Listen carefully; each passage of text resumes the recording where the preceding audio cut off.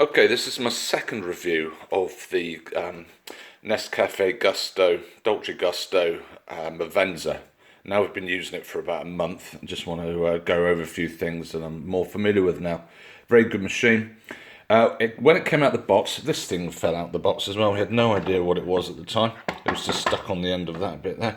But it's a very handy little empty pod carrier. So when you take the pods out, they usually drip in, and you chuck the pods in there, and it's got drain holes and stuff. But you put your tea bags, everything in there. Very handy indeed. So this is a rather alien pod-like Movenza. We had a choice of quite a few. We had the Oblo for a while, but that broke, unfortunately. So we looked at prices and functions, and we decided on this one.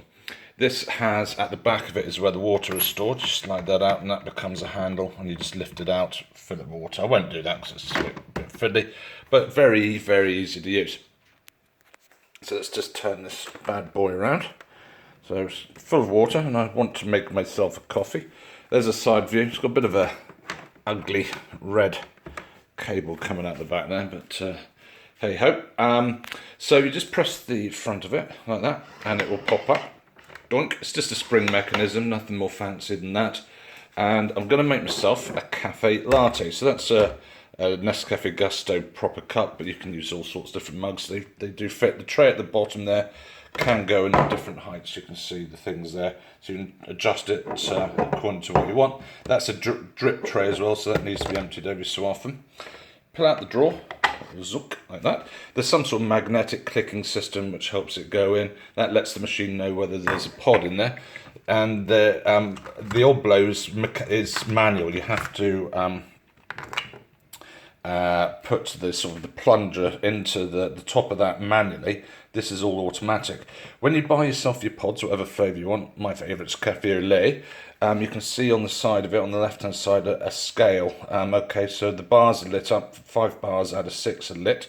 Then if you look at the machine, hey presto, there's the same bars, and you just run your finger, it's touch sensitive, up and down, and you pick the appropriate one for what is on the side of your little pod. So that's very handy indeed.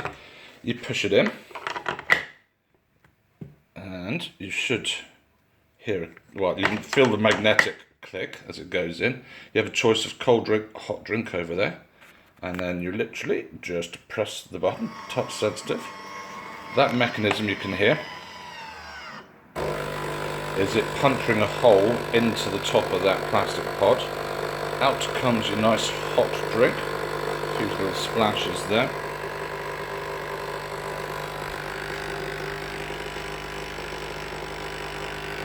Another beauty of this is that you can leave the room and it will stop at the right time.